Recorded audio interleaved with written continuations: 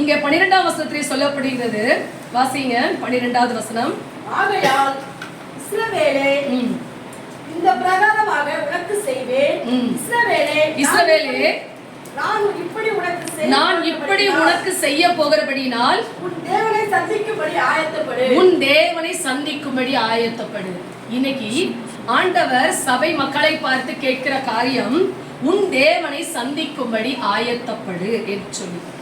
ஏன் இந்த காலத்துல இது சொல்லப்பட்டிருக்கிறது அப்படின்னு சொல்லி நம்ம பார்ப்போமானால், லூக்கா எழுதின சுவிசேஷம் 21வது அதிகாரம் 28வது வசனத்தை நாம் வாசிப்போம். இவைகள் சம்பவிக்க தொடங்கும் போது உங்கள் மீட்பு சமீபமாய் இருப்பதால் நீங்கள் நிமிர்ந்து பார்த்து உங்கள் தலைகளை உயர்த்துங்கள் என்றார். ஹல்லேலூயா. இவைகள் சம்பவிக்க தொடங்கும் போது இவை எவைகள் என்று சொல்லி எவைகள் என்று பார்ப்போமானால், யுத்தங்களின் செய்திகளையும் கேட்பீர்கள், கொள்ளை நோய்களை பார்ப்பீர்கள், பூகம்பங்கள், இதெல்லாம் எல்லா காலத்திலும் நடக்கிற ஒரு காரியம்தான். ஆனாலும் கூட எந்த காலத்தில் அவர் வருவார் என்று நமக்கு தெரியாது. இதுக்கு முன்னால் 100 வருஷத்துக்கு முன்னால முதல் உலக போர் வந்த போது இப்படித்தானே இருந்திருக்கும், 2ஆம் உலக போர் வந்த போது இப்படித்தானே இருந்திருக்கும் என்று சொல்லி பல சாக்கு போக்குகளை சொன்னாலும், ஆண்டவர் எந்நாளில் வருவார் என்று நமக்கு தெரியாதபடியினாலே இங்க வசனம் சொல்லுகிறது, உங்கள் மீட்பு சமீபமாய் இருப்பதால் நீங்கள் நிமிர்ந்து பார்த்து என்று சொல்லப்பட்டிருக்கிறது. இந்த நாட்களை நாம் பார்ப்போமானால் நிமிர்ந்து தேவனை பார்க்க வேண்டுமா, அதுதான் ஆயத்தப்படுதல். ஆனால் நாமோ என்ன செய்து கொண்டிருக்கிறோம் என்றால், 34வது வசனம், அதே லூக்கா 21:34, உங்கள் இருதயங்கள் பெருந்திண்டியினாலும் வெறியினாலும் லௌகிக கவலைகளினாலும் பாரமடையாதபடிக்கும் நீங்கள் நினையாத நேரத்தில் அந்த நாள் உங்கள் மேல் வராதபடிக்கும் எச்சரிக்கையாயிருங்கள். இந்த பல தடவை இந்த செய்தி நாம் கேட்டிருப்போம். ஆனாலும் திரும்ப திரும்ப கேட்கக்கூடிய செய்திகளே இதுவும் ஒன்று. ஏனென்றால் நாம் வாழ்கிற இந்த உலகத்திலே தீங்குகளும் பாடுகளும் கஷ்டங்களும் நிறைந்ததுதான். எப்படி ஒரு துன்மார்க்கனுக்கு நேரிடுகிறதோ அப்படியே நீதிமானுக்கும் நேரிடுகிற அநேக சூழ்நிலைகளை நாம் பார்க்கிறோம். இந்த சூழ்நிலையிலே நாம் வருகிற பிரச்சனைகளை பார்த்து எப்படி கவலைப்படாமல் இருக்க முடியும், எப்படி பாரம் அடையாமல் இருக்க முடியும் என்று பல கேள்விகள் உங்களுக்குள்ளே இருக்கலாம். ஐயோ இந்த வியாதி வந்து விடுமோ, ஐயோ இந்த ஆபத்து வந்து விடுமோ அப்படின்னு சொல்லி அதையே நம்ம எதிர்பார்க்கிறதுனால தேவனுக்குள்ள நம்ம எப்படி இருக்கோங்கிறதையும், ஆண்டவர் வருகைக்கு காத்திருக்கிறோம் அப்படிங்கிறதையும் நம்ம என்ன செய்கிறோம், யோசிக்காமலே போய்விடுகிறோம். ஆதி அப்போஸ்தலர் திருச்சபை நாட்களிலே நாம் பார்ப்போமானால், அவர்கள் அதிகமாய் பாடுபட்டார்கள். அவர்களுடைய உடைமைகள் எல்லாம் கொள்ளையிடப்பட்டது. ஒன்றுமே இல்லாமல் நடுத்தருவில் நிறுத்தப்பட்டார்கள். காரணம், இயேசு கிறிஸ்து உயிரோடு எழுந்தார் என்று சொன்னதினாலே அவர்கள் அப்படியே உபத்திரப்படுத்தப்பட்டார்கள். ஆனாலும் அவர்கள் அந்த பாடுகளுக்கு பங்காளிகளாய் தங்களை விட்டு கொடுத்து, தங்கள் கொள்ளை பொருளாய் தங்களுடைய பொருட்களை கொடுத்து, எப்படியாவது ஆண்டவர் வந்துருவாருன்னு சொல்லி மாரநாதா மாரநாதா என்று சொல்லி ஒருவரை வாழ்த்தினார்களாம். அவ்வளோ பிரச்சனைகள் மத்தியிலும் போராட்டங்கள் மத்தியிலும் கர்த்தர் வருவார் என்ற நம்பிக்கையே அவர்களுக்கு இருந்தது. அவர் வருவார், அப்ப இதெல்லாம் என்னது, யாருடையதாகும், என் சொத்து யாருடையதாகும், என் குடும்பம், என்னுடைய காரியங்கள் எதுவுமே எனக்குரியது அல்லவே, நான் அப்படியே நான் போய்விடுவேனே அப்படிங்கிற அந்த ஒரு காரியத்தினால தங்களை என்ன செஞ்சுக்கிட்டாங்க, ஆறுதல் படுத்திக்கிட்டாங்க. இன்னைக்கு சபை மக்களாகிய நாம் அப்படி இருக்கிறோமா? ஆயத்தப்படுவதை குறித்து ஏதாவது எண்ணம் நோக்கம் ஏதாவது இருக்கிறதா? யோசிச்சு பாருங்க. நமக்கு வர்ற வியாதியை குறித்தோ நமக்கு வர்ற பிரச்சனைகளை குறித்தோ தான் நம்ம கவலைப்பட்டு கொண்டு இருக்கிறோம். அதுக்கு கவலைப்படாமல் இருக்க முடியாது. அது நானானாலும் நீனானாலும் நானானாலும் நீங்களானாலும் தான் ஆடாவிட்டால் தன் சதை ஆடும் என்பது போல நமக்கு அது வரத்தான் செய்யும், கவலைகள் இருக்கத்தான் செய்யும். ஆனால் அதை மட்டுமே வைத்துக் கொண்டு நான் தேவனுக்குள் எப்படி இருக்கிறேன் என்பதை நான் அறியாமல் போய்விடுவதுதான் வேதனைக்குரிய காரியம். நான் எப்படி இருக்கிறேன் அப்படிங்கிறது தான். இப்ப ஆயத்தப்படுத்தல் என்பது மிக அவசியம். வெளிப்படுத்தல் விசேஷம் 19ஆம் அதிகாரம் 7வது வசனம் வாசிங்க. வெளிப்படுத்தல் 19.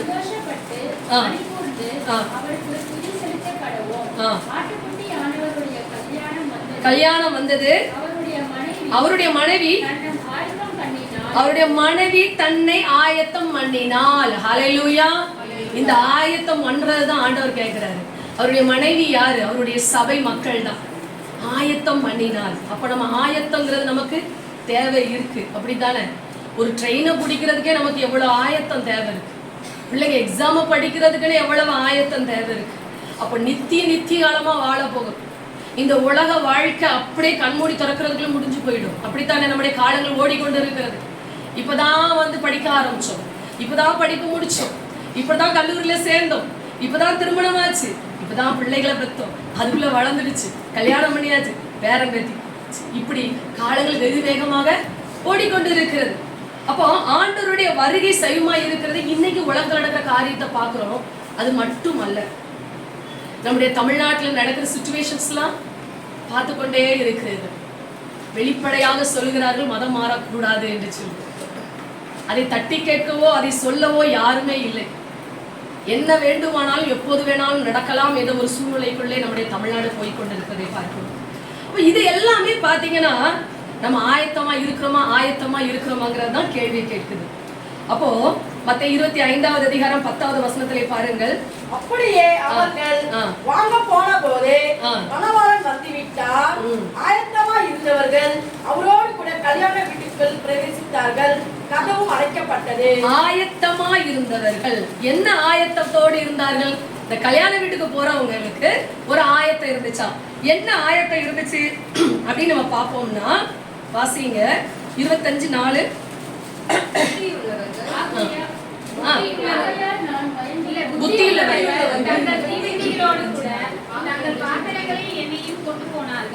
என்ன கொண்டு போனாங்க? ஆயத்தம் பண்றவங்க தீவெட்டியும் கொண்டு போனாங்க, எண்ணெயும் கொண்டு போனாங்க. இப்ப ஆயத்தப்படுதலுக்கு தேவையானது என்ன? தீவெட்டியும் எண்ணெயும் தேவை. இப்போ தீவெட்டி எண்ணெய் என்ன என்று சொன்னால் சொல்லுங்க பார்க்கலாம், யாருக்காவது தெரிஞ்சவங்க சொல்லலாம். எண்ணெய்ங்கிறது பரிசுத்த ஆவி. ஓகே. தீவெட்டிங்கிறது ரட்சிப்பு. சரி, ஒருத்தர் ஒண்ணு சொல்றீங்க, நான் சொல்லுகிறேன். எண்ணெய் என்பது தேவனுடைய வார்த்தை, பரிசுத்த ஆவியோட சம்பந்தப்பட்ட. எண்ணெய்ங்கிறது தேவனுடைய வார்த்தை. தீவெட்டி என்பது நம்முடைய ஜீவன், நம்முடைய வாழ்க்கை. நம்முடைய ஆவி தேவன் தந்த தீபமா இருக்கிறதுன்னு தான் நம்மளுக்கு நீதிமொழிகளில் சொல்லப்பட்டிருக்கு. நம்முடைய ஜீவன், நம்முடைய வாழ்க்கை, அதுதான். அந்த வாழ்க்கை எண்ணெயினால நிரப்பப்பட்டிருக்க வேண்டும். ஹல்லேலூயா. அப்போ தேவனுடைய வார்த்தையோடு கூட நம்முடைய வாழ்க்கை இருக்கின்ற போதுதான் ஆயத்தமாயிருக்கு. வெறும் வாழ்க்கையை வச்சுட்டு இங்க புத்தி இல்லாத கண்ணீர் என்ன செஞ்சாங்க? அவங்க தீவெட்டியை மட்டும் எடுத்துட்டு போனாங்க. எண்ணெய் இல்லை. நீங்க அநேகர் ஆண்டவருடைய வருகை நாள்ல அப்படிதான் போவாங்க. ஆண்டவரே, என் ஜீவன், என்னுடைய ரட்சிப்பு, என் ரட்சிப்பு இருக்கு, நான் ரட்சிக்கப்பட்டிருக்கேன், நான் ஞானஸ்தானம் பெற்றிருக்கிறேன், நான் சபையில் இத்தனை வருடம் இருந்திருக்கிறேன், இவ்வளவு ஊழியம் செய்திருக்கிறேன், இப்படி பல காரியங்களை சொல்லுவார்கள். ஆனால் ஆண்டவர் எதிர்பார்க்கிறது என்னன்னா, அந்த தீவெட்டியோடு கூட என்ன இருக்கிறதா என்றுதான் பார்ப்பார். அவர் பரிபூர்ணத்தை விரும்புகிற தேவன். அதனால தீவெட்டி மட்டும் இருக்க ஆண்டவரே என்னை எடுத்துங்கன்னா எடுத்துக்க மாட்டாரு. அவருடைய வருகைக்கு ஒரு மணவாட்டிக்கு தேவையானது தீவெட்டியோடு கூட எண்ணெய். எண்ணெய் என்பது தேவனுடைய வார்த்தையை குறிக்கிறது. தேவனுடைய வார்த்தை என்பது வெறுமனே மனப்பாடம் பண்ணுவதனாலோ அநேக வேத வசனங்களை அறிந்திருப்பதனாலோ அந்த எண்ணெய் நமக்குள்ளே இருக்கும் என்பதற்கு உறுதிப்பாடு கிடையாது. எண்ணெய் நம்மிடத்தில் இருக்கிறதுக்கு என்ன அடையாளம் அப்படின்னு சொன்னா, அந்த வேத வசனத்தின்படி வாழ்கிற வாழ்க்கை. என்னால 119 சங்கீதம் ஃபுல்லா எனக்கு தெரியும் அப்படிங்கறத ஆண்டவர் பார்க்க மாட்டாரு. அந்த 119 சங்கீதத்துல எத்தனை வசனங்களுக்கு இவள் கீழ்ப்படிந்திருக்கிறாங்கிறது தான் எனக்கு இருக்கிறது. ஹல்லேலூயா. அதுதான் நான் பேங்க்ல சேர்த்து வச்சிருக்கிறேன். அந்த எண்ணெய் தான் எனக்குள்ள இருக்குன்னு அர்த்தம். அப்போ இது உலகத்தின் பார்வைக்கு சொல்லலாம், இவங்க சிஸ்டருக்கு நிறைய வசனங்கள் தெரியும், இவங்களுக்கு நிறைய தெரியும் சொல்லலாம். ஆனா எந்த அளவுக்கு வேத வசனங்களுக்கு நான் கீழ்ப்படிச்சிருக்கிறேங்கிறது ஆண்டவருக்கும் தெரியும், எனக்கும் கொஞ்சம் தெரியும். அப்போ இந்த எண்ணெய் எவ்வளவுக்கு இருக்கு என்கிட்ட? ஆண்டவருக்கு நான் வார்த்தைக்கு நான் கீழ்ப்படிந்திருக்கிறேங்கிறத நாமளே கேள்வி கேட்டுக்கொள்ள வேண்டும். பொய் சொல்ல வேண்டிய இடத்தில் பொய்யை தவிர்த்திருக்கிறோமா? கோபப்பட வேண்டிய இடத்தில் கோபத்தை தவிர்த்திருக்கிறோமா? எரிச்சல் பட வேண்டிய இடத்தில் எரிச்சலத்தை அடக்கி இருக்கிறோமா? புறங்கூற வேண்டிய இடத்துல புறங்கூறுகளை நாம் தவிர்த்திருக்கிறோமா? குறை சொல்ல வேண்டிய இடத்துல குறை சொல்லாதபடி வாயை அடக்கி இருக்கிறோமா? இதையெல்லாம் பாத்தீங்கன்னா நம்ம வார்த்தைக்கு கீழ்ப்படுகிறோம் என்பதற்குரிய அடையாளம். அப்போ இந்த எண்ணெய் எவ்வளவுக்கு எனக்குள்ள இருக்குங்கிறத நம்ம ஒவ்வொருவருமே என்ன செஞ்சுக்கலாம்? ஐடென்டிஃபை பண்ணிக்கலாம். நான் சொல்ல முடியாது இவங்களுக்குள்ள இவ்வளோ எண்ணெய் இருக்கு, இவங்களுக்குள்ள இவ்வளோ எண்ணெய் இருக்கு. மணவாளனுக்கு மட்டும்தான் தெரியும் இவன் எண்ணெயோட வந்திருக்காளா வெறும் தீவெட்டியோட வந்திருக்காளா அப்படின்னு சொல்லிட்டு. ஹல்லேலூயா. ஆகவே அந்த ஆயத்தம் எனக்கு வேண்டும். நான் வேத வசனத்தை கருத்தாய் வாசிக்கிறேன், அநேக வேத வசனங்களை மனப்பாடம் செய்கிறேன். நான் எந்த அளவுக்கு வேத வசனத்திற்கு நான் பயந்து அது கீழ்ப்படிய தேவ ஒத்தாசையை நாடுகிறேன். கீழ்ப்படி கீழ்ப்படி கீழ்ப்படின்னு சொன்னா எல்லாராலையும் கீழ்ப்படியவே முடியாது. ஏனென்றால் நான் நியாயப்பிரமாண காலத்திட்டத்தில் இல்லை, கிருபையின் காலத்தில் இருக்கிறவர்கள் கிருபையை பிடித்துக் கொண்டே தான் கீழ்ப்படிய முடியும். நம்முடைய சுயத்தால புறம் கூறக்கூடாது நம்ம நினைச்சிருப்போம், வாயில வரும். பொய் சொல்லக்கூடாது நினைச்சு தீர்மானம் பண்ணிருப்போம், பொய் வரும். யாருக்கு குறை சொல்லக்கூடாதுன்னு நினைப்போம், வாயில குறை வரும். இல்லாததை சொல்லக்கூடாதுன்னு நினைப்போம், வாயில வரும். ஹல்லேலூயா. அப்படி வருகின்ற போதெல்லாம் தேவ சமூகத்துல போய் கதறி ஒப்புரவாகி அதிலிருந்து விடுபடுவதற்காக துடியாய் துடிக்கிறோமே, அதுதான் தேவனுடைய வார்த்தைக்கு நாம் பயப்படுகிறோம் என்பதற்கு அர்த்தமும். அது மாத்திரமல்ல, அந்த வார்த்தைக்கு கீழ்ப்படியக்கூடிய வலிமையும் தேவன் நமக்கு தந்தருவார். ஹல்லேலூயா.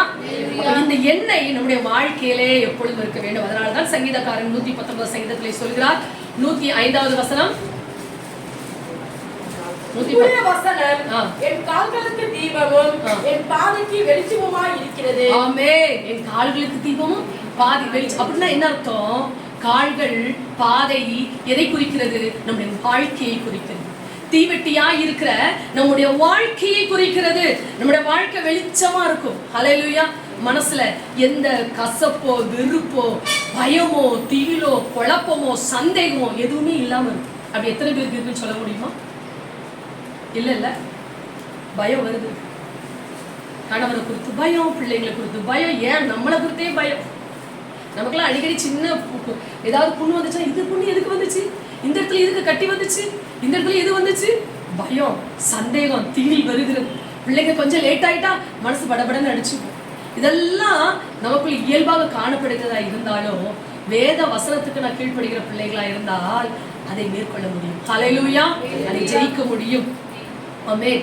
இந்த ஒரு ஆயத்தை நம்மகிட்ட இருக்கான்னு சொல்லி ஒவ்வொரு நாளும் நம்மளை டெஸ்ட் பண்ணிக்கணும். இரண்டாவது ஆயத்தம் என்று சொல்லி பார்ப்போமானால் எபேசியர் 6ஆம் அதிகாரம் 15வது வசனம் வாசிங்க.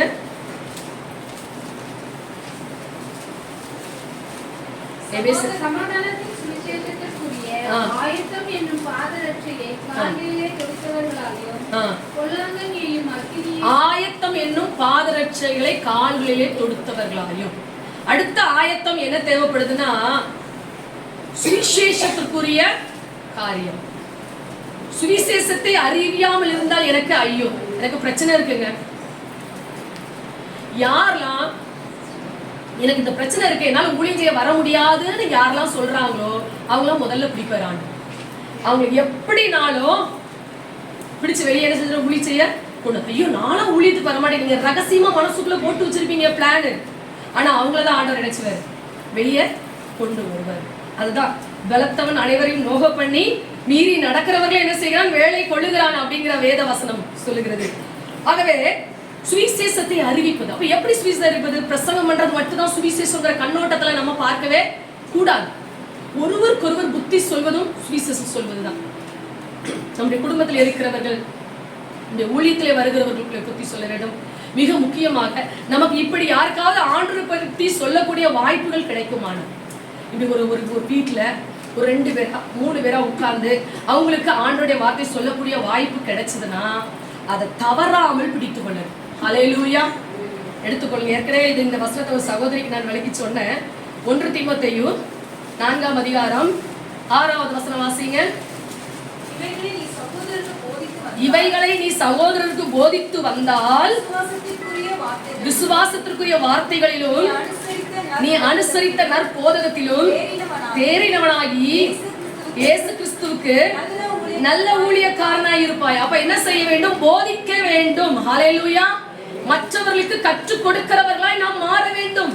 ஐயோ நான் சரி கிடையாதுங்க, நான் குறைவா இருக்கேங்க, என்னாலலாம் அப்படி சொல்ல முடியாது, எனக்குலாம் இவங்கள மாதிரி பேச தெரியாது, அவங்கள மாதிரி பேச தெரியாது, அப்படி நம்ம நினைச்சோம்னா சொல்ல போகவே முடியாது. நான் ஒரு காலத்துல நான் அகஸ்டின் ஜோப்பர் ஐயா மாதிரி பேச முடியாது, நான் ஜான்சன் ஜாய்சன் மாதிரி பேச முடியாது, நான் மொகன்சி ஐயா மாதிரி பேச முடியாது நினைச்சிருந்தா நான் பேசிக்கவே மாட்டேன். யாரோடையும் யாரையும் கம்பேர் பண்ணவே கூடாது. எனக்கு நேர்கின்ற பாதையில நான் போதிக்கிறவளா மாறணும். ஹல்லேலூயா. அதுக்கு தான் ஆண்டவருடைய கிருபையினாலே உங்களை அழைக்கிறோம். நீங்க வாங்க, நீங்க ஒரு வீடுல உட்கார்ந்து நீங்க பிரேயர் நடத்த வாங்க. எனக்கு தெரியாது சிஸ்டர், என்னால முடியாது, அப்படி எத்தனை பேர் ஜகா வாங்குறீங்க யோசித்து பாருங்க. நம்ம போதித்து வர வர வர வரதான் அந்த வசனம் நம்ம கை கொள்ளும்படியாய் நம்ம ஏவும். இறக்கிற கிணறு தான் என்ன செய்யும்? சுரக்கும், ஊறும். நீங்க நான் ஜெபம் பண்றேன், நான் பயந்து இருக்கேன், நான் சர்ச்சு அதோட முடிச்சுட்டு வச்சுக்கங்களேன், தண்ணி கெட்டி தான் கிடக்கும், அது கெட்டும் போகும். நாம் சுவிசேஷத்தை அறிவியாமல் இருந்தால் ஐயோ, ஏதாவது ஒரு வகையில் அது சிறு பிள்ளைகளானாலும் சரி பெரியவர்களானாலும் சரி யாருக்காவது ஒரு விதத்திலே நாம் கர்த்தருடைய வார்த்தையை அறிவித்தே ஆக வேண்டும். அறிவித்தால் ஒழிய நீங்கள் நானும் வசனத்துக்கு கீழ்ப்படிய முடியாது. நான் அறிவிக்க தான் அந்த வசனம் எனக்கு முன்னால வந்து நிற்கும். நீ என்ன போதித்தாய், நீ என்ன போதித்தாய் என்று அந்த வசனம் எனக்கு போதிக்கின்ற போது நான் அந்த வழியிலே நடக்க முடியும். அது மாத்திரமல்ல, நான் சீர்பட்டவளாக மாற முடியும். ஹல்லேலூயா. ஏதாவது ஒரு வாய்ப்பை ஏற்படுத்திக் கொள்ளுங்கள். எங்களோடு கூட தான் இணைய முடியவில்லை என்றால் உங்கள் சபையிலே வாய்ப்பை ஏற்படுத்திக் கொள்ளுங்கள். வாய் சும்மா இருக்கவே கூடாது. தேவனுடைய வார்த்தைகளை இந்த வாய் பேசிக்கொண்டே இருக்க வேண்டும். தேவனுடைய அன்பை, தேவனுடைய பரிசுத்தத்தை, தேவனுடைய வல்லமையை சொல்லிக்கொண்டே இருக்க இருக்க இருக்க இருக்க மற்றவர்களுக்கு இப்படி நான் நடக்க வேண்டும், இப்படி வாழ வேண்டும் என்று கற்றுக் கொடுக்க என்னை அந்த வழியிலே ஆண்டவர் கீழ்ப்படிய பண்ணுவார். ஹல்லேலூயா. ஆமென். நாங்கள் ஆவிலே வைராக்கியமாய் இருக்கிறோம், ஆவிலே அனலாய் இருக்கிறோம் என்று நீங்கள் நினைக்கிறீர்கள். காரணம் என்ன என்றால் போதிக்கிறபடியினாலே தான் நாங்கள் அப்படி இருக்கிறோம் என்று நான் நினைக்கிறேன். ஹல்லேலூயா. எங்களுடைய ஆவி அனல் ஊட்டப்பட்டு கொண்டே இருக்கிறது. உங்களுக்கு போதிக்க தேவன் அதே பாதையிலே தொடர்ந்து நிலைத்திருக்கும்படியா எங்களை கண்டித்து உணர்த்துகிறவராய் இருக்கிறார். ஹல்லேலூயா. ஆகவே எல்லாரும் மேலும் விழுந்த கடமை சுவிசேஷத்தை அறிவிப்பது. ஆமென். ஆகவே வாய்ப்புகளை பயன்படுத்திக் கொள்ள வேண்டும். எனக்கு தெரியாது என்று சொல்ல முடியாது. ஆண்டவர் அவனவன் திறமைக்கு ஏற்ற தாளந்துகளை கொடுத்திருக்கிறார். ஒருவனுக்கு 1 தாளந்தோ, ஒருவனுக்கு 2 தாளந்தோ, ஒருவனுக்கு 5 தாளந்தோ அவர் கொடுத்திருக்கிறார். யாரையுமே வெறுமனே ஆண்டவர் என்ன செய்யவில்லை, அனுப்பவில்லை. ஆகவே மற்றவர்களுக்கு தேவனுடைய அன்பை அறிவிக்க நாம் கடமைப்பட்டிருக்கிறோம். மத்தேயு 10:27 வாசிங்க. மத்தேயு 10:27. நான் உங்களுக்கு இருளிலே சொல்லுகிறதை நீங்கள் வெளிச்சத்திலே சொல்லுங்கள். ஆமென். காதிலே கேட்கிறதை நீங்கள் வீடுகளின் மேல் பிரசித்தம் பண்ணுங்கள். ஆமென். ஹல்லேலூயா. கர்த்தர் இது நமக்கு தான் சொல்லியிருக்காரு, நான் விசுவாசிக்கிறேன். ஹல்லேலூயா. உங்களுக்கு இருளிலே சொல்லுகிறதை நீங்கள் வெளிச்சத்திலே சொல்லுங்கள். அப்படின்னா என்ன அர்த்தம்? அந்த அரங்கத்துல உங்களுக்கு கற்றுக் கொடுக்கிற தேவ சமூகத்துல தனித்திருந்து ஜெபித்து ஆண்டவரை துதித்து ஆராதித்து வேதத்தை தியானித்து கற்றுக்கொள்கிறீர்கள் அல்லவா? அந்த கற்றுக்கொண்டதை உங்களுக்குள்ளே நீங்கள் வைத்துக் கொள்ளாதபடி அதை மற்றவர்களுக்கு விதைக்க வேண்டும். வீடுகளின் மேல் கூறுங்கள், வீடுகள் மேல் பிரசித்தம் பண்ணுங்கள் என்று சொல்லப்பட்டிருக்கிறது. வரும் நாட்களில் அப்படிப்பட்ட சூழ்நிலைகள் வரத்தான் போகிறது. எழுப்புதல் வர வேண்டும் என்று சொல்லுகிறோமே, எழுப்புதல் வருகிறது என்றால் என்ன? ஆதி அப்போஸ்தல நாட்களிலே வீடுகள் தோறும் அப்பம் விட்டு ஒளிந்து தேவனை ஆராதித்துக் கொண்டிருந்தார்கள். அந்த சூழ்நிலை நம்முடைய தேசத்துக்கு வருவதற்கு வெகு தூரத்தில் இல்லை. ஆக எனக்கு அருமையான சகோதரர்களே, நமக்கு கிடைத்த வாய்ப்புகள், நாம் நமக்கு கொடுக்கப்பட்ட இடங்களிலே வீடுகளின் மேலே நாம் ஆண்டவருடைய வார்த்தை கூறித்தான் ஆக வேண்டும். ஹல்லேலூயா. அது மத்தவங்க செய்வாங்க சாக்கு போக்கு சொல்லாதீங்க. நான் வரேன், நீங்க எதிர்த்து சொல்லணும். நான் வரேன் சிஸ்டர், நான் வரேன், எனக்கு ஏதாவது ஒரு வாய்ப்புகளை கொடுங்களேன். என்னைக்காவது யாராவது அப்படி சொல்லியிருக்கீங்களா? யோசித்து பாருங்க. சிஸ்டர் நீங்க வரீங்களா? இல்ல சிஸ்டர் நானா சிஸ்டர் அப்படின்னு யோசிக்கிறவர்கள் அநேகர். நான் வர்றேன் சிஸ்டர், என் காரியமாக யார் போவான் என்று ஆண்டவருடைய கதறல் உங்கள் காதுகளிலே கேட்கவில்லையோ? இன்றும் கேட்டுக்கொண்டுதான் இருக்கு. யாராவது வாங்க வாங்க, வீடுகள் மேல் என் சத்தியத்தை கூற வாங்க. ஒண்ணு தெரியாதுன்னு சொல்லாதீங்க. ஹல்லேலூயா. இந்த உலகத்துல எல்லாம் தெரிந்தவர்கள் ஒருவருமே இல்லை. ஹல்லேலூயா. எல்லாம் தெரிந்தவர் அவர் மட்டும்தான். ஆமென். ஆகவே கர்த்தர் பயன்படுத்த ஆயத்தமாய் இருக்கிறார். பயன்பட நீங்கள் ஆயத்தமாய் இருக்கிறீர்களா? ஹல்லேலூயா. ஒரு தீர்மானத்தை எடுத்துக்கொள்ளுங்கள். நாட்கள் நெருங்குகிறது. நான் ஆயத்தமாய் இருக்க வேண்டும் என்றால் நான் கர்த்தருடைய வார்த்தையை கூறி அறிவிக்கிறவளாய் காணப்பட வேண்டும். ஹல்லேலூயா. ஏதோ திருப்திப்பட்டு போயிட முடியாது. ஆண்டவருக்காக ஏதோ இந்த காணிக்கை கொடுத்தேன், ஆண்டவருக்காக இந்த பாய் விரிச்சு போட்டேன், ஆண்டவருக்காக தொடச்சேன், ஆண்டவருக்காக தண்ணி கொடுத்தேன், இதெல்லாம் சாக்குப்போக்கு சொல்ல முடியாது. அது உற்சாகத்தினால ஆண்டவருக்கு செய்ய வேண்டிய விஷயம். ஆனா மெயினா நாம் போதிக்கதான், வார்த்தைகளை போதிக்கதான் நமக்குள்ள என்ன வரும்? ஃபயர் வரும். ஹல்லேலூயா. ஆமென். அது சரீர பிரகாரமாக நம்மை திருப்திப்படுத்திக் கொள்ளும். நான் ஆண்டவருக்கு சேவகம் பண்ணினேன் என்று சொல்லி நம்மை திருப்திப்படுத்திக் கொள்ளலாம். ஆனால் நான் வசனத்தை கை கொள்ள வேண்டும் என்றால், நான் வசனத்தில் தேறினவளாய் மாற வேண்டும் என்றால், நான் மற்றவர்களுக்கு ஆண்டவருடைய வார்த்தையை கூறித்தான் ஆக வேண்டும். மற்றவர்களுக்கு புத்தி சொல்லித்தான் ஆக வேண்டும். தேவனுடைய வசனம் என் வாயிலிருந்து புறப்பட்டுத்தான் ஆக வேண்டும். அதற்கு நமக்கு ஒரு களம் தேவை, அதற்கு நமக்கு ஒரு அமைப்பு தேவை, அதற்கு நமக்கு ஆட்கள் தேவை. ஹல்லேலூயா. ஆகவே அதை மறந்து விடாதிருங்கள். இது 2வது ஆயத்தம். 3வது ஆயத்தம் வெளிப்படுத்தல் விசேஷம் 19ஆம் அதிகாரம் 7-8 வசனங்களை திரும்ப வாசிப்போம். நாம் சந்தோஷப்பட்டு களிகூர்ந்து அவருக்கு துதி செலுத்த கடவோம். ஆட்டுக்குட்டியானவருடைய கல்யாணம் வந்தது, அவருடைய மனைவி தன்னை ஆயத்தம் பண்ணினாள் என்று சொல்ல கேட்டேன். அடுத்த வசனம். சுத்தமும் பிரகாசமான மெல்லிய வஸ்திரம் தரித்துக் கொள்ளும்படி அவளுக்கு அளிக்கப்பட்டது. அந்த மெல்லிய வஸ்திரம் பரிசுத்தவான்களுடைய நீதிகளே. ஹல்லேலூயா. இங்கே மணவாட்டி ஆயத்தம் பண்ண வேண்டிய 3வது காரியம் என்னவென்று பார்த்தோமானால் அவளுடைய வஸ்திரத்தை காத்துக் கொள்ளுதலிலே அவள் ஆயத்தமாயிருக்க வேண்டும். அவளுடைய வஸ்திரம் ஆயத்தம் காத்துக் கொள்ளப்பட வேண்டும். வெளிப்படுத்தல் விசேஷம் 16ஆம் அதிகாரம் 15வது வசனத்தை எடுத்து வாசிப்போம். இதோ திருடனை போல் வருகிறேன், தன் மானம் காணப்படத்தக்கதாக நிர்வாணமாய் நடவாதபடிக்கு விழித்துக்கொண்டு தன் வஸ்திரங்களை காத்துக் கொள்ளுகிறவன் பாக்கியவான். ஹல்லேலூயா. வஸ்திரங்களை காத்துக் கொள்ள வேண்டும். ஹல்லேலூயா. ஆமென். கர்த்தருடைய சமூகத்திலே வந்து ஆண்டவரை ஏற்றுக்கொள்ளும் போது பரலோகத்தால் நமக்கு கொடுக்கப்பட்ட ஒரு ஆடையின் பெயர் தான் ரட்சிப்பின் வஸ்திரம். அந்த ரட்சிப்பின் வஸ்திரம் பின்னாட்களில் எப்படி மாறுகிறது அது என்றால் அது சுத்தமும் மெல்லிய ஆடையாக மாறுகிறது. ஹல்லேலூயா. ரட்சிப்பின் வஸ்திரத்தை ஆண்டவர் போடுறாரு. அந்த ரட்சிப்பின் வஸ்திரம் மெல்லிய சுத்தமான வஸ்திரமாக தொடர்ந்து காத்துக்கொள்ள வேண்டும் என்றால் பரிசுத்தம் என்பது நம்முடைய வாழ்க்கையிலே முக்கியமான ஒரு காரியமாக இருக்க வேண்டும். நாட்கள் போக போக போக பரிசுத்தத்திலே முன்னேறி செல்கிறவர்களாக இருக்க வேண்டும். அன்பில், தாழ்மையில், பொறுமையில், சகிப்பு தன்மையில், நேசத்தில், இப்படி நான் எல்லா காரியங்களும் நான் என்ன செய்யணும்? பரிசுத்தத்திலே முன்னேறி கொடு. எப்படி இருக்கிற யோசித்து பாருங்க. நம்ம வாழ்க்கை நம்மளே நான் ஆயத்தமா இருக்கேன், ரெடியா இருக்கேன். ஆண்டவர் இப்போ வந்தாருன்னா நான் போக ரெடியா இருக்கேனா? ஒரு சில மணி பின்னால் திரும்பி பார்ப்போம், நம்ம வீட்டில் எல்லாரும் ஆயத்தமா இருக்காங்களா? குறைவுள்ளவர்கள் தான். ஆனால் முதல்ல நம்மளை பார்ப்போம். நம்மளை பார்த்துட்டு நம்முடைய குடும்பத்தை நம்ம பார்க்கணும். ஹல்லேலூயா. நிறைய பேர் என்ன பண்ணுவாங்கன்னா பின்னாடியே தன் குடும்பத்தையே பார்த்து பார்த்து தான ஆயத்தமாக மாட்டாங்க. அது முதல்ல நம்மளை தான் பார்க்கணும். ஹல்லேலூயா. நம்மை பார்த்து அதன் பிறகு தம் குடும்பத்தை பார்க்க வேண்டும். அப்போ என்னுடைய வாழ்க்கையில நான் என்னுடைய ரட்சிப்பை காத்துக்கொள்றேன். அதாவது தேவனுடைய நாமம் என் மூலமாக தூஷிக்கப்படவே கூடாது அப்படிங்கிற ஒரு வைராகியம் இருக்கணும். ஒரு இடத்துக்கு போறோம், அங்க நம்ம கிறிஸ்தவர்கள்ங்கிற நாமம் இருக்கு நம்ம மேல. அந்த இடத்துல மற்றவர்கள் என்ன அழிச்சாட்டிய வேணாலும் பண்ணலாம், என்ன விதமான பரிகாசமான வார்த்தைகளை பேசலாம், கிண்டல் பண்ணலாம், கேலி பண்ணலாம், பொய் சொல்லலாம், எதையாவது ஏமாத்தி எதையாவது ஒரு பொருளை எடுக்கலாம், ஒழுங்கீனமான காரியங்களை ஈடுபடலாம். ஆனா தேவனுக்கு பயந்த பிள்ளைகளாகிய நாம் அப்படி செய்யக்கூடாது. பாரு, இவங்க கிறிஸ்தவங்க தான், ஆனா இவங்க இப்படி செய்யறாங்க பாரு, சண்டை போடுறாங்க பாரு, என்ன வாய் பேசுறாங்க பாரு. இப்படி ஒரு காலமும் நாம் பெயர் எடுத்து விடக்கூடாது. அதுதான் ரட்சிப்பின் வஸ்திரத்தை இழந்து போறோம்னு அர்த்தம்.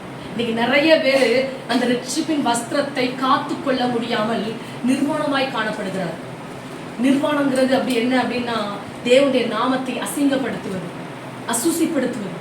இன்னைக்கு சபையில பாத்தீங்கன்னா அசிங்கப்படுத்திக்கிட்டு இருக்காங்க. சபைக்குள்ளே சண்டை, போதகர்களுக்குள்ளே சண்டை. சமீபத்துல நேற்றினாலே சகோதரி சொன்னார்கள், ஒரு பெரிய ஆவிக்குரிய சபையில அநேக போதகர்மார்கள் 500 கிட்டத்தட்ட 500 பேர் நினைக்கிறேன், தெரியல, அத்தனை 500-1000 பேர் இருக்கிற போதகர்களுக்குள்ளே பயங்கர சண்டை. நிர்வாணம் ஆண்டவருடைய நாமம் தூஷிக்கப்படுது. யோசித்து பாருங்க. ரட்சிப்பின் வஸ்திரத்தை காத்துக்கொள்ள வேண்டும். நம்மளால தேவனுடைய நாமம் தூஷிக்கப்படவே கூடாது. நான் ஜெபிக்கிறவர், தேவனுடைய வேதத்தை கையில் தூக்குறவர் என்றால் என்னை ஒருவரும் ஒரு குறை சொல்லாதபடிக்கு நாம் காத்துக்கொள்ள வேண்டும். அப்படியே யாராவது குறை சொல்வார்களானால் அது என்னிடத்தில் இருக்கிறதா ஆராய்ந்து பார்த்து நம்மை சரி செய்து கொள்ளதான் ஜாக்கிரதையா இருக்க வேண்டுமே தவிர அதுல துணிந்து நாம் என்ன செய்யக்கூடாது, நடக்கக்கூடாது. ஹல்லேலூயா. கடைசியாக மத்தேயு 22ஆம் அதிகாரம் 11-13 வரைக்கும் வாசிங்க. மத்தேயு எழுதின சுவிசேஷம். தன்னை உயர்த்துகிறவன் தன்னை தாழ்த்தப்படுவான், தன்னை தாழ்த்துகிறவன் உயர்த்தப்படுவான். மாயக்காரராகிய வேதபாரகரே, பரிசேயரே, உங்களுக்கு ஐயோ. இல்லம்மா, 22 மத்தேயு 22:11 இருந்து. ராஜா உள்ளே பிரவேசித்த போது கல்யாண வஸ்திரம் தரித்திராத ஒரு மனுஷனை அங்கே கண்டு, சிநேகிதனே, நீ கல்யாண வஸ்திரம் இல்லாதவனாய் இங்கே எப்படி அதற்கு அவன் பேசாமல் இருந்தான். அப்பொழுது ராஜா பணிவிடைக்காரரை நோக்கி இவனை கையும் களவுமாய் கட்டி கொண்டு போய் அழுகையும் பற்கடிப்பு உண்டாயிருக்கிற புறமான இருளிலே போடுங்கள். இப்படிதான் நிறைய பேரு ஆண்டவருடைய ராஜ்யத்துக்குள்ள தேவனுடைய நாமம் தூஷிக்கப்பட ஏதுவாக இந்த உலகத்திலே நடந்து கொண்டு வந்து நிற்பார்கள். இங்க எல்லாம் அவருடைய நாமம் தூஷிக்கப்பட்டிருக்கும். ஆண்டவர் சொல்வார், இவனுக்கு தன்னுடைய வஸ்திரத்தை என்ன செய்யல, காத்துக்கொள்ளது. அதனாலதான் கல்யாண வஸ்திரம் இல்லாம வந்திருக்கிறான். கல்யாண வஸ்திரத்தை அவன் அசுசிப்படுத்தி அவன் நிர்மாணமாக வந்திருக்கிறான். அதனாலதான் ஆண்டவர் அவன் கையும் காலையும் கட்டி என்ன செய்யுங்க, புறமான இருளை போடும். அந்த நிலைமை நமக்கு வரவே கூடாது. ஹல்லேலூயா. அப்ப 3 விதங்களிலே நமக்கு ஆயத்தம் வேண்டும். தீவெட்டியோடு எண்ணெய் இருக்க வேண்டும். ஹல்லேலூயா. சுவிசேஷத்துக்குரிய பாதரட்சை நம்மிடத்திலே காணப்பட வேண்டும். ரட்சிப்பின் வஸ்திரத்தை நாம் நிர்வாணமாய் இராதபடிக்கு, மானம் காணப்படாதபடிக்கு காத்துக் கொள்கிறவர்களாய் காணப்பட வேண்டும். இந்த 3 ஆயத்தங்கள் நம்மிடத்திலே இருக்குமானால் ஹல்லேலூயா, நாமே கர்த்தருடைய மணவாட்டி சபையின் அங்கத்தினர். ஹல்லேலூயா. நீங்க சிஎஸ்சி சபையில அங்கத்தினரா இருக்கலாம், லூத்ரன் சபையில அங்கத்தினரா இருக்கலாம், பெண்டிகா சபையில அங்கத்தினரா இருக்கலாம். ஆனா இந்த மணவாட்டி சபையில அங்கத்தினரா இருக்கோமாங்கறதுல மட்டும்தான் நமக்குடைய கவனம் இருக்க வேண்டும். ஹல்லேலூயா. நீங்க இருந்தாலும் இல்லாட்டாலும் அங்க இருந்தா போதும். ஹல்லேலூயா.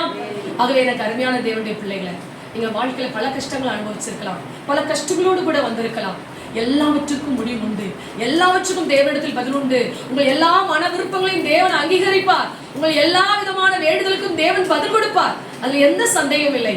ஆனால் ஆண்டவர் இருதயம் பார்த்து கொண்டே இருக்கு. ஏன்னா அவருடைய வருகை நாட்கள் நெருங்கிடுச்சு. பார்க்கிற காரியங்கள் பயங்கரமாய் உலகத்திலே நடக்கிறது. என்னவெல்லாமோ நடக்கிறது. ஜிப்பு வருதுங்கிறாங்க, அது இது நிறைய சொல்றாங்க. அநேகருடைய அன்பு தணிந்து போகிறது. காரணம் அக்கிரமம் மிகுதியாயிடுச்சு. பாத்தீங்கன்னா அரசியல்லாம் பயங்கரமான காரியங்கள், கேவலமான காரியங்கள்லாம் நடந்து கொண்டு இருக்கிறது. சொல்லவே முடியாத காரியங்கள் நடந்து கொண்டு இருக்கிறது. மனுஷ உயிர்களை துச்சமன் மதிச்சு, அங்க பாருங்கன்னா காசா இஸ்ரேல் போர் அண்ட் ஈரானுடைய போர் பாருங்க, மனுஷ உயிர்கள் கொத்து கொத்து அழிஞ்சு போறாங்க. சாப்பாட்டுக்கு மிருகங்கள் போல சண்டையிடுகிறாரு. காரணம் என்ன?